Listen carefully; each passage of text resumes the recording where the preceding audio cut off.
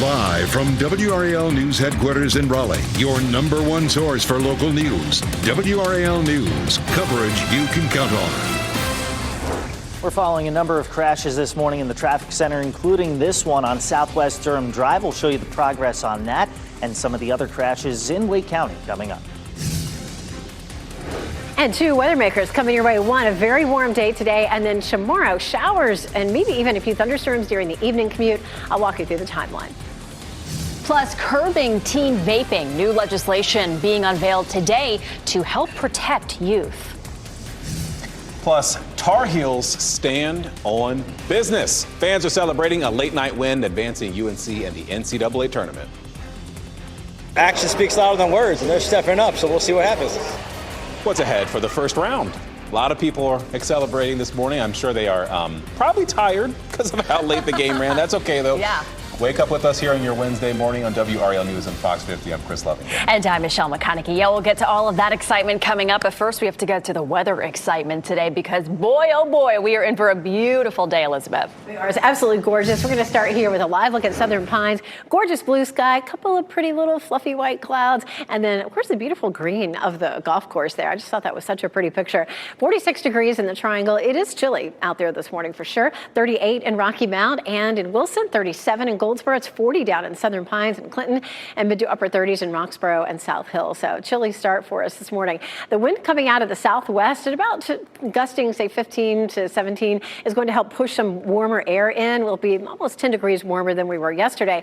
But that wind and low humidity means high fire danger for our western counties and folks to the west. We're not seeing that from Raleigh eastward because we saw a good bit more rain there on Sunday than we did in the western part of the state. Speaking of rain, we have it on the way for tomorrow, mid to late afternoon, and affecting the evening commute. We'll walk through that coming up on Futurecast. Enjoy today. It's going to be mostly sunny with a high temperature around 80 degrees. Chris? And Elizabeth, a number of crashes we're following this morning, including this one that's at US 15501 on Southwest Durham Drive. You can see the live picture there from the breaking news tracker. You see that one car involved, and as we kind of pan over, you see that mess that's left on the road. This road has been closed for quite some time. There's the other car, and obviously police involved as well. Waiting to get the latest on that to see how the folks involved are in that crash. But in the meantime, there you see that crash marker. Delays heading into the Bowl City, about 7 minutes on I-40 from Chapel Hill, about 7 minutes on I-85 from Hillsborough. Still a number of other crashes in the area.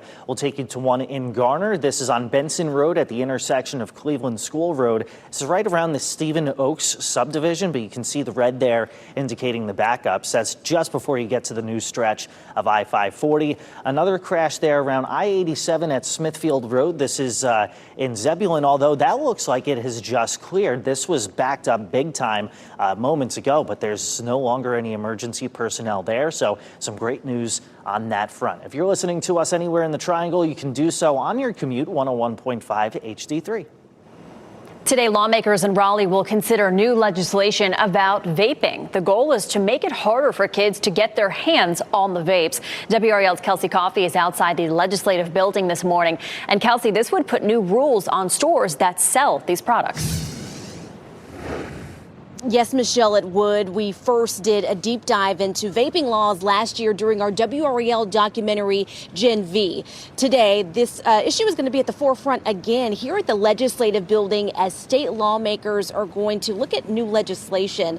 This morning, legislators are presenting a new bill designed to help curb teen vaping. On average, 3 students vape in any given high school classroom in our state.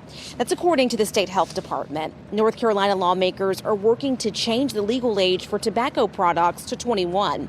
This would make the state law compliant to a federal law that's already on the books. Right now, the legal age to buy tobacco products in North Carolina is only 18. State lawmakers also want to implement a tobacco retail sales permit. That would be used to help keep track of who's selling vapes.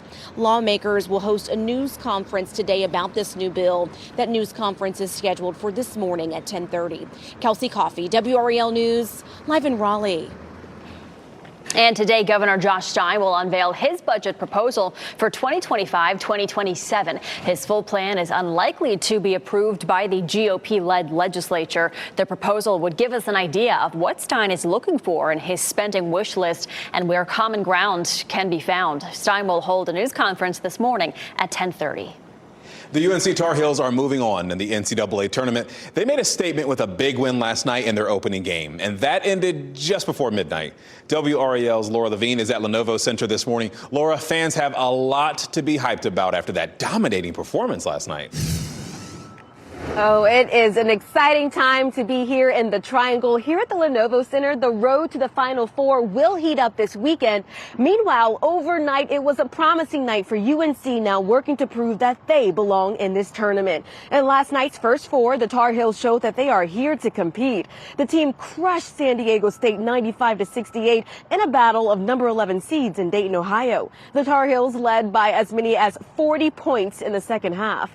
This comes as the Tar Heels inclusion in the field set off a wave of criticism from college basketball analysts and commentators. We caught up with a fan last night who went to San Diego State but is still a diehard UNC fan.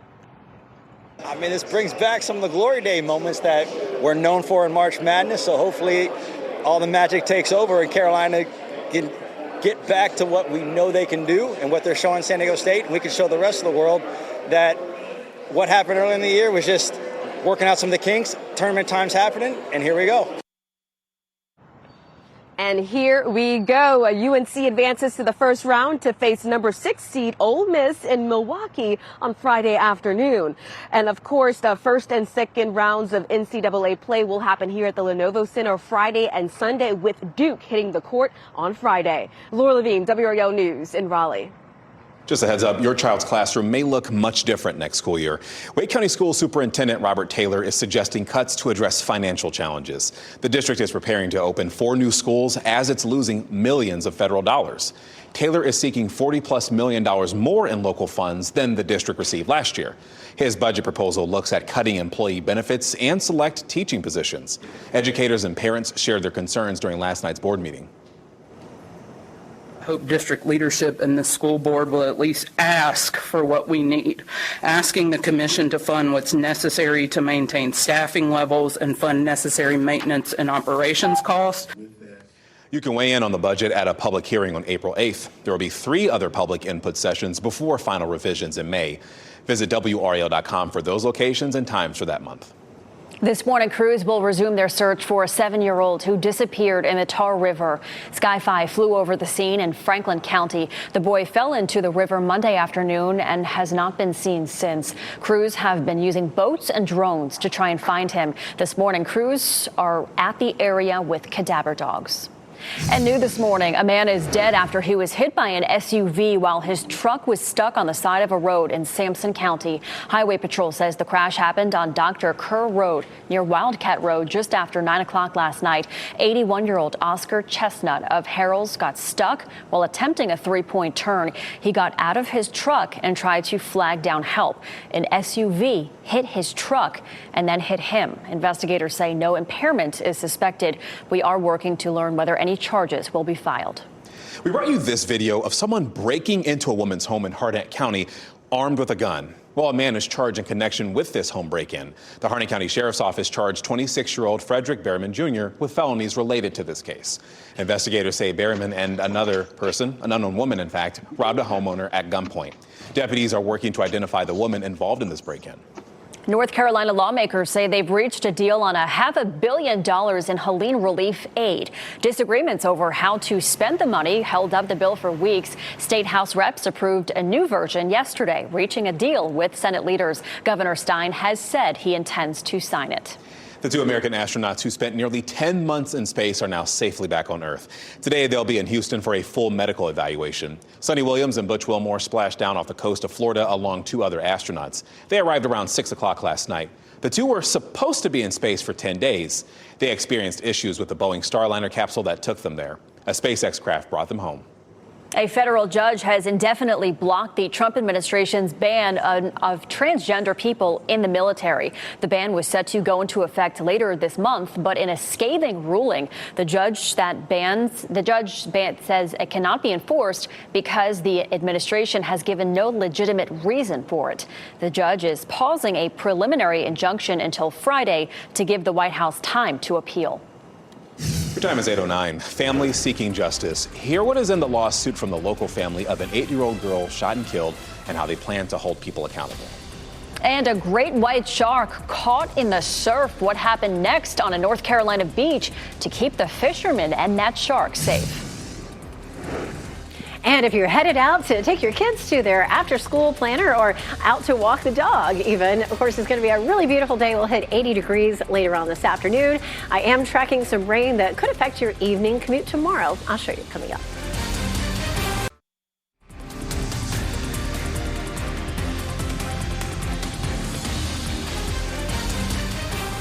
Welcome back, 8:13 on your Wednesday morning as you take a live look over downtown Raleigh. That's the legislative building there.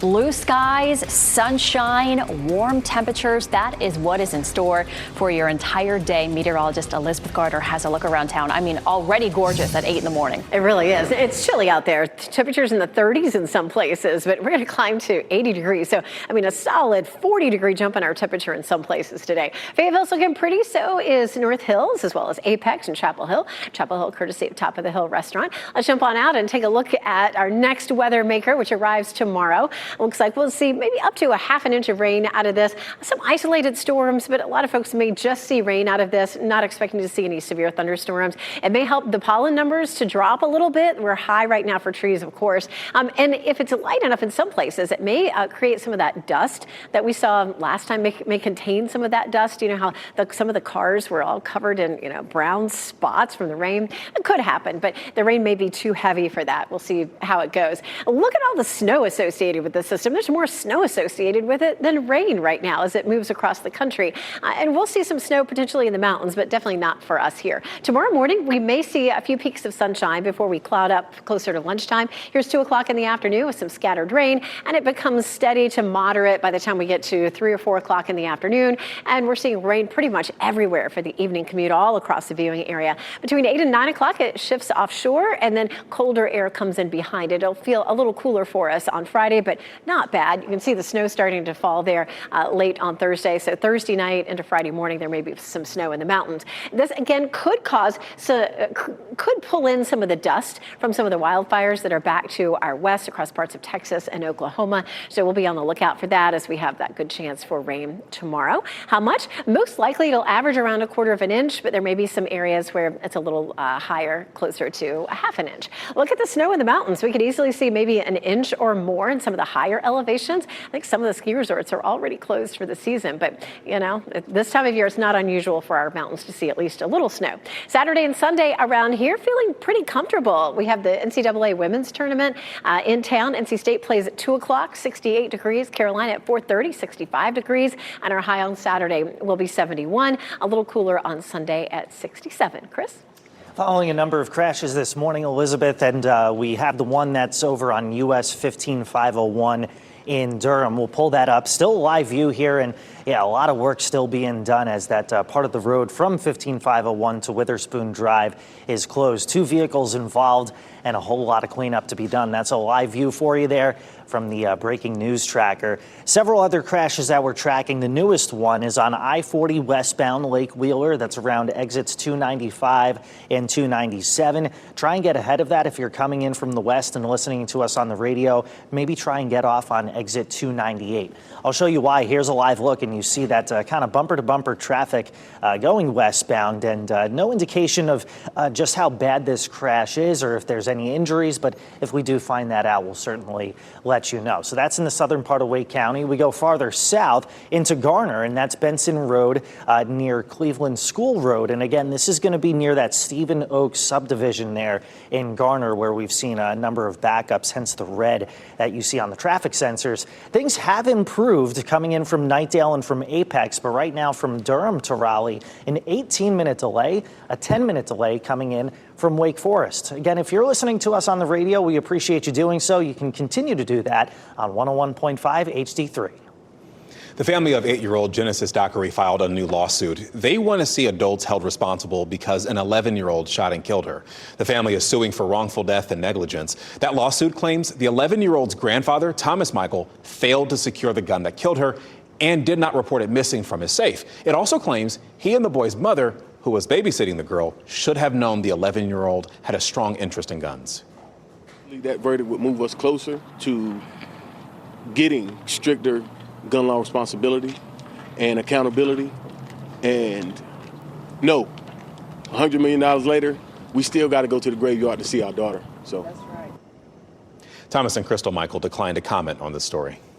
Hundreds of people flooded the streets of New York City to protest Israel's latest strikes on Gaza. More than 400 Palestinians were killed in the strikes early yesterday morning. Hundreds of others were injured. That's according to the health ministry in Gaza. The strikes, which ended 2 months of relative calm, were the biggest on Gaza since a ceasefire and hostage prisoner exchange agreement between Israel and Hamas took effect in January. The highest ranking Hamas security official in Gaza was reportedly among those killed in the strikes.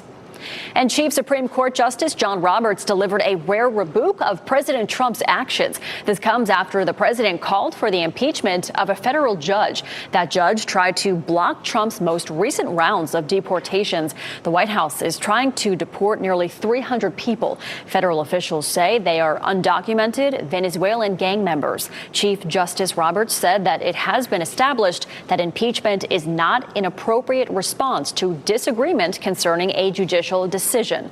Trump officials say the courts are meddling in national security and foreign affairs issues. The FBI is warning about a recent increase in ransomware attacks. So essentially, these attacks steal your information and your documents and demand money to get them back. Hundreds of victims have been breached on Outlook, Gmail, and other popular accounts. So to help protect yourself, turn on two-factor authentication. I know you're saying, oh, I'll do it next time. No, do it now. It's super important. Check for software updates. Be cautious when downloading files or clicking links, and download your most important data to have a separate drive. Yes, I'm talking about a backup. That way, it's still accessible in the event of a hack. A massive explosion in Nebraska made firefighters extremely cautious. And I mean, see for yourself. This is the moment a 500-gallon propane tank exploded during a fire. Firefighters were on their way to extinguish the initial fire when the explosion happened. But then they heard what sounded like a propane tank pressure valve making noise.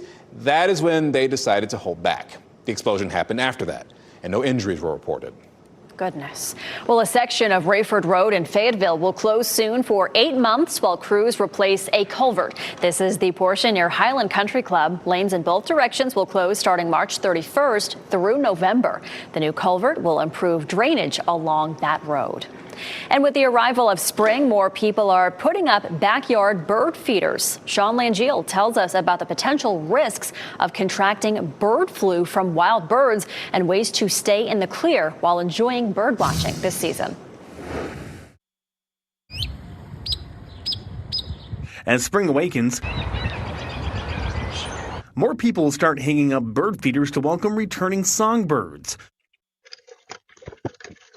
But with recent bouts of bird flu having decimated large populations of farm poultry, some folks may be wondering about the impacts of the disease on wild birds, especially with more than 170 species in North America, like ducks, geese, and owls, having been infected. It's highly unlikely that you would catch bird flu from a wild bird. As far as we know, there are no cases of people actually catching bird flu from wild birds yet in North America.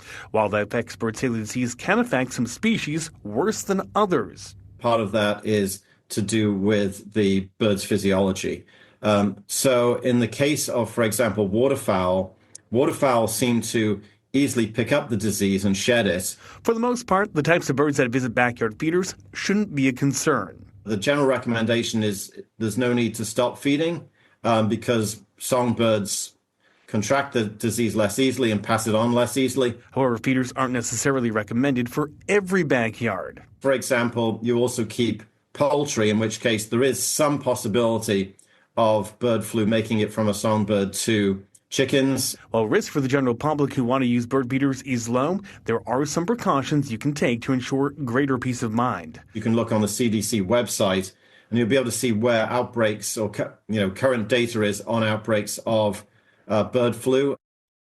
That was Sean Langiel reporting. Well, some Stouffer's and lean cuisine meals are being recalled for having wood-like material inside. Parent company Nestle says the recall is for 3 flavors of lean cuisine meals, as well as Stouffer's party-sized chicken lasagna. The meals were sent to stores between September 2024 and this month. You can return them to the store for a replacement or a refund. Well, 2 fishermen are celebrating the catch of a lifetime on the Outer Banks, a great white shark. I'd say holy mackerel, but it's really holy great white, right? A nearly 13-foot great white shark was caught at Cape Hatteras on Saturday. And folks, this is very, very rare. It may be the largest great white ever caught in North Carolina while fishing from the beach. Fishermen Luke Beard and Jason Rosenfield safely released that fish as quickly as possible. I was about in tears after we released that fish because, I mean, you never know if you're ever going to be able to do that in your lifetime. The team was careful not to injure the shark or themselves. That shark took 35 minutes to reel it in, and it weighed 1,500 pounds, Michelle. That is crazy. A catch of a lifetime. Chris, you're not a dad yet, but you got the dad joke. Look, I'm learning from Chris Michaels, so, I mean, he gives me the nod of approval. Holy mackerel. Nope. Holy great white. I love it. All right, new housing developments approved. The project coming to Holly Springs. That's next. As you get into your car, tune to WRAL News Plus on your radio. In Raleigh on 99.3 FM. In Durham, 96.5 FM. And everywhere on 101.5 HD3. Good morning and happy Wednesday. Time now is 8:26. I'm Michelle McConaughey. Chilly now, but that's going to change later. We have a beautiful warm up on the way, Elizabeth. We do. A gorgeous day today. We take a live look here at downtown Raleigh. This is from our Jimmy V camera, looking down Fayetteville Street toward Memorial Auditorium. Starting to see, some what is probably pollen in the trees, but some of the trees starting to leaf out just a little bit, blooming. It really looks like spring. Tomorrow is officially the first day. 37 in Roxborough, 38 Rocky Mount, 43 in Fayetteville and in Holly Springs. So it's a chilly start this morning, but we're going to warm up fast. Great day for spending your lunch outside. Lunch hour outside at 70 degrees, and we'll see a high of 80. Walking the dog this evening will feel very comfortable, Chris. And Elizabeth, this morning tracking a new crash that's on Walnut Street near Greenwood Circle. This is in Cary. Reason why I bring that up is that the police department reporting there are injuries involved.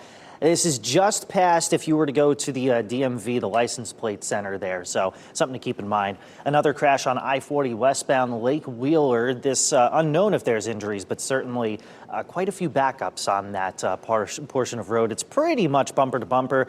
We'll keep an eye on that and other things going on in parts of the Triangle. Over on Fox 50, coming up in just a few minutes. Thanks, Chris. UNC advancing to the first round of the NCAA tournament. North Carolina beat San Diego State 95-68 just before midnight in Dayton, Ohio. They'll play Ole Miss in Milwaukee on Friday.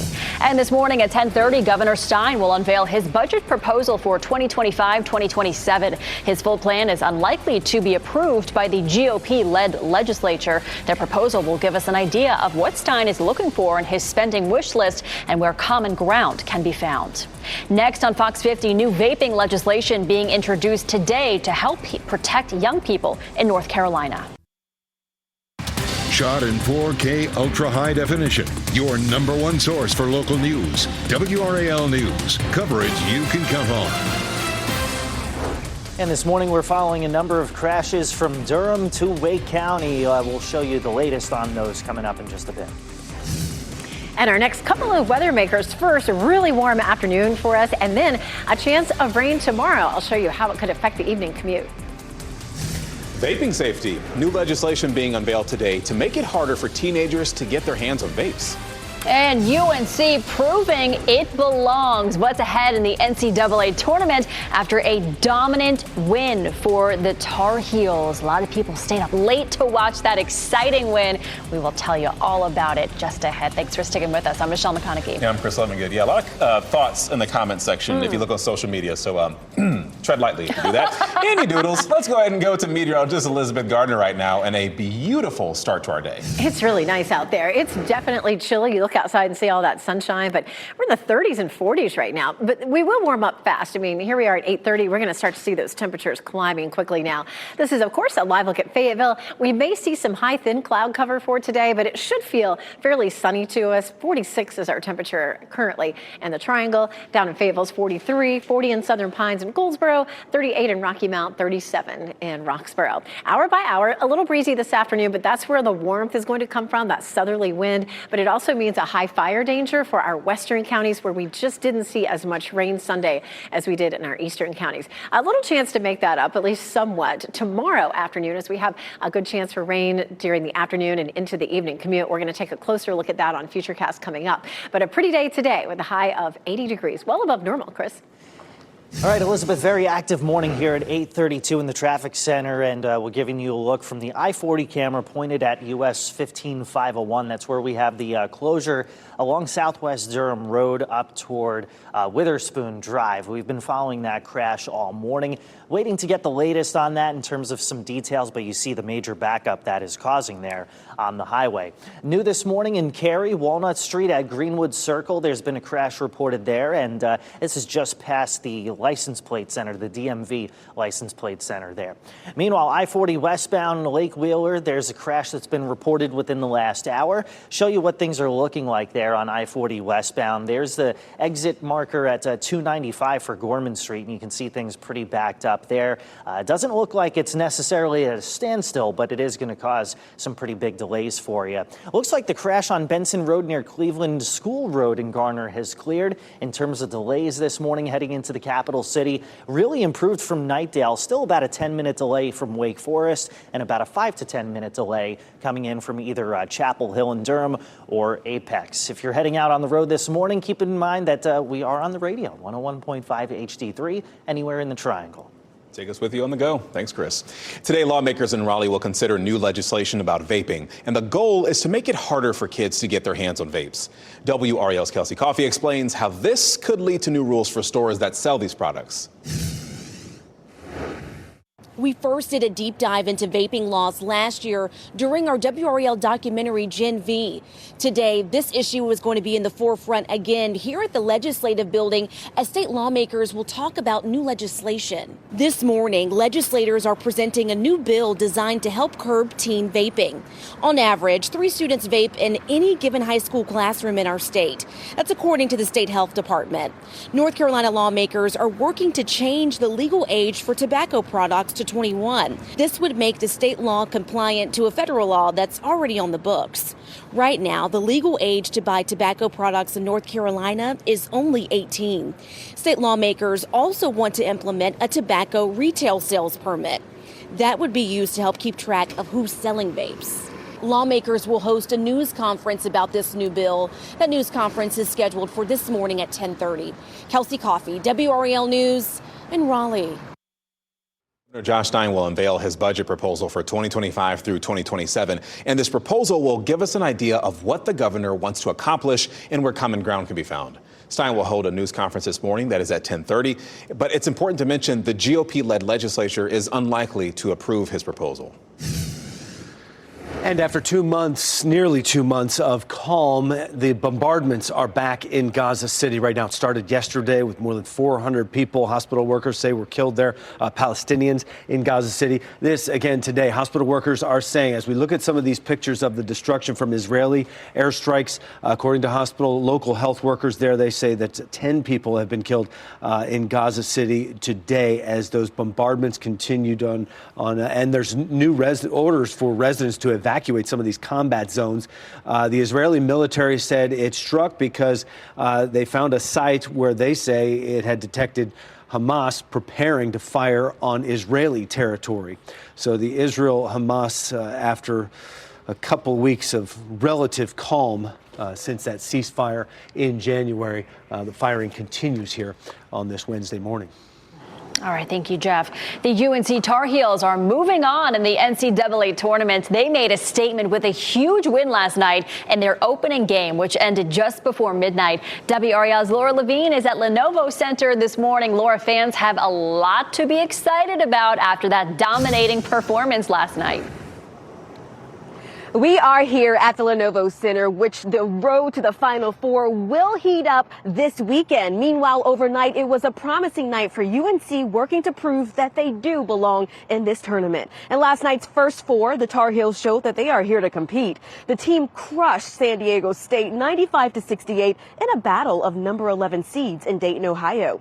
The Tar Heels led by as many as 40 points in the second half. This comes as Tar Heels' inclusion in the field set off a wave of criticism from college basketball analysts and commentators. We caught up with fans at a sports bar as the game played out. They say for this team, action speaks louder than words. It's just been unbelievable. Watching North Carolina play this way, I think it's the best first half they've had the entire year, and everybody's involved. Every player, RJ is just outstanding. And now they are moving on. UNC advances to the first round to face number 6 seed Ole Miss in Milwaukee on Friday afternoon. And first and second rounds will also take place here at the Lenovo Center Friday and Sunday, with Duke, the number 1 seed, hitting the court on Friday. Laura Levine, WRAL News in Raleigh. Your child's school experience may change next year. The superintendent of Wake County Schools is suggesting cuts in certain areas to tackle financial challenges. The district is preparing to open 4 new schools while losing millions in federal dollars. Superintendent Robert Taylor is seeking over $40 million more in local funds than what the district received last year. His budget proposal looks at cutting employee benefits and select teaching positions. You can share your feedback on the budget at a public hearing on April 8th. There will be 3 other public input sessions before final revisions in May. You can go to WRAL.com for those locations and times. This morning, teams are back at the Tar River in Franklin County to search for the 7-year-old boy who disappeared 2 days ago. Sky 5 flew over that scene in Franklin County, as you see here on your screen. The boy fell into the river Monday afternoon and did not resurface.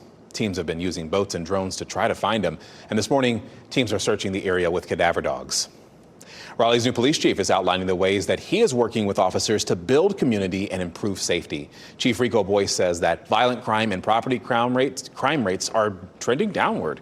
He shared a list of priorities focused on reducing crime and improving safety. That includes more bike patrols, increased foot patrols in downtown, and expanding the city's camera system. The momentum inside the Raleigh Police Department is very high. Their officers are very engaged. They appreciate their new chief, not deputy chief, but chief. And I'm keeping the morale high and keeping the officers engaged, but also interacting with the community and forming those meaningful relationships. Chief Boyce said he plans to take a deep dive into the overall structure of the police department. He wants to ensure resources are properly distributed. Holly Springs Town Council is giving the go-ahead to a new residential development despite some vocal opposition from neighbors. A rezoning request proposes adding 122 homes to an already congested area off Avon Ferry Road. People who spoke at last night's Town Council meeting said that stretch of road is congested and not wide enough to support more drivers and new residents. Town Council voted 4-1 to approve the project, leaving those people frustrated. Extremely disappointed in the people that we've elected to listen to our voices. It appears that they listen to developers far more deeply than they do for the facts that we presented. The developer, Epcon, made amendments to the proposal, including safety improvements to the streets and a greenway for safer pedestrian and bicycle passage. NC State has a new chancellor. Kevin Howell will be the 15th chancellor of the school, and he's the first African-American and former student body president to hold that position. After being introduced yesterday, Howell spoke about his humble beginnings in Shelby. He also addressed all the ways he's been connected to NC State on his way to being selected as chancellor-elect. He took time to acknowledge the reasons he's humbled by this responsibility. Students, you're the real reason we're here today. We see hope in you. We see prosperity. It's your ability to inspire innovative thinking and solve complex challenges Never forget, that is your superpower. Howell was not made available for comment after that ceremony. He'll take over for Randy Woodson in early May. Coming up, saving women's lives, the new legislation that's moving forward that could make life-saving cancer screenings available at a lower cost. Plus, cold case arrest. The crime a local man is now facing charges for more than 45 years after it happened. And it feels like May in March. Meteorologist Elizabeth Gardner tells us which parts of our area will have temperatures in the lower 80s later today.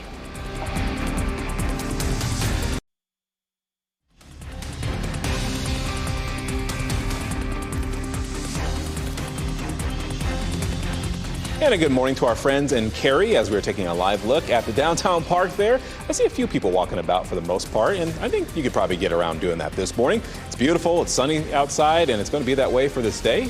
We have meteorologist Elizabeth Gardner tracking your forecast for this Wednesday. It certainly is gorgeous. We take a live look at Apex, lots of sunshine. Temperatures have been chilly this morning in the 30s and 40s, but those temperatures are warming up now, and it'll be a fast warm up. We'll hit 70 by the time we get to lunchtime, which is, just about 3 hours or so away. 46 right now, but very quickly we climb on up to 70 at noon and then up to 80 degrees this afternoon. So we'll be shedding all those morning coats and jackets this afternoon for shorts and t-shirts if possible at 80 degrees. We'll see 80 in Raleigh, 81 in Durham, and 82 in Fayetteville. So just looking beautiful. The wind will be a little bit breezy this afternoon. That's going to help to usher in the warmth. It'll be a southerly, southwesterly wind warming things up, but it also increases our fire danger, mainly in our western counties and then in the western part of the state. The difference between there and, say, Raleigh eastward is we had so much more rain in the areas not included in the fire danger.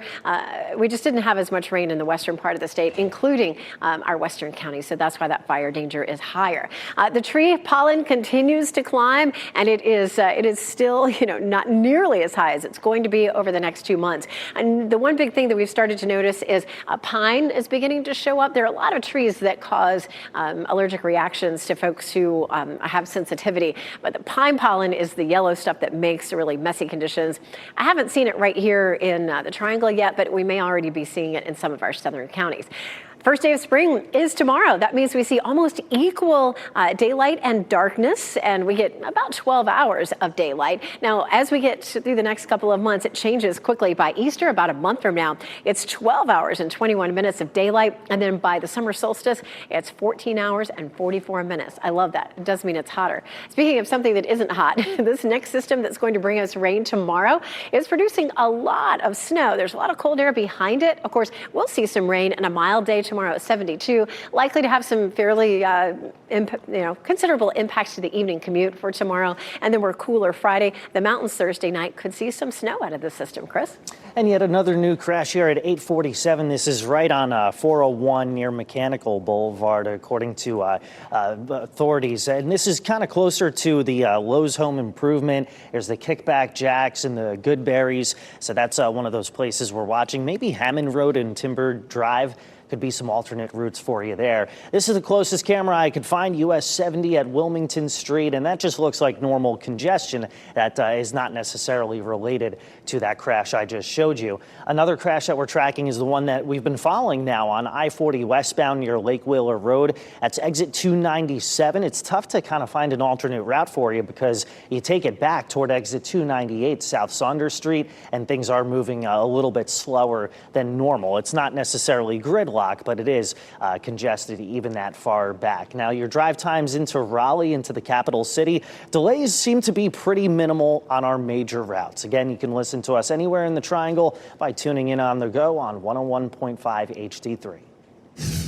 I want to bring you back here to the WRAL Live Center. Sky 5 is over what is a large police presence in the village of Pinehurst. And I'm going to take you right out to these pictures that we're seeing right now because you see several police vehicles from Village of Pinehurst Police Department there, Pinehurst Police on the scene, as well as you see on the right side of your screen right there a Pinehurst fire rescue vehicle right there. I saw another fire vehicle on the scene. A Village of Pinehurst website website is reporting that the fire department was called in to Village Acres for some sort of an incident there and telling people to stay away from it. There wasn't much more information there. And we have calls out to Moore County Sheriff's Office, who said that this is a Pinehurst police dealing with this. It's, again, a large police presence in Remington Lane, village of Pinehurst. This would be a large police and fire presence anywhere, but in small village of Pinehurst, this has grabbed our attention. That's why Sky 5 is there.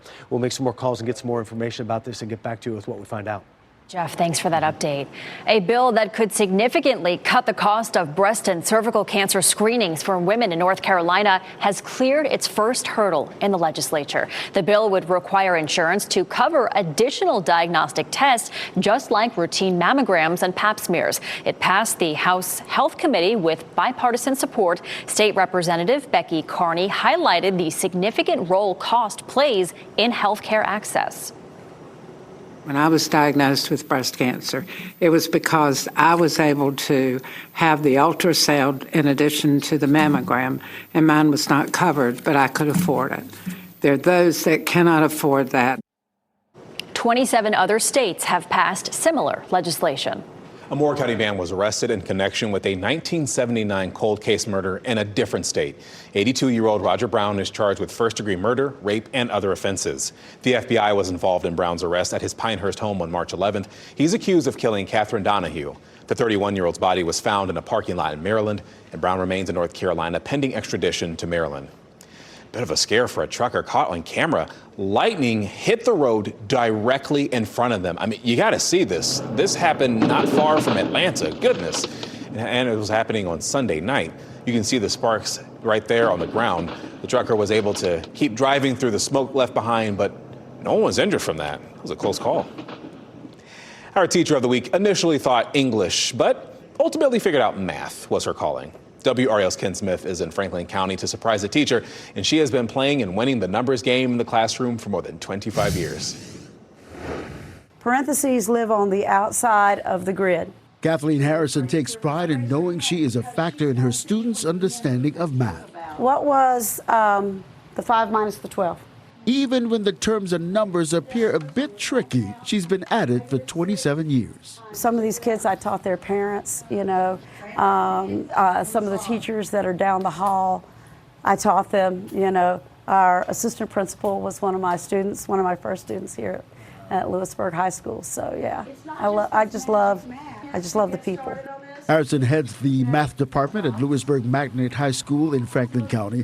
While we were there, one of her students told us he passed his math class because of Miss Harrison. And interestingly enough, she used to teach a different subject. When I first started out teaching, I actually taught English. And I think that was part of the problem, is that I loved English as a subject, but I loved teaching math. Harrison says her greatest joy isn't just when students experience an aha moment, but rather the long-term effect of that light bulb experience. Seeing where they were when they started out and the perseverance that they develop and the confidence that they can actually do it. Miss Harrison, you are WRAL's Teacher of the Week.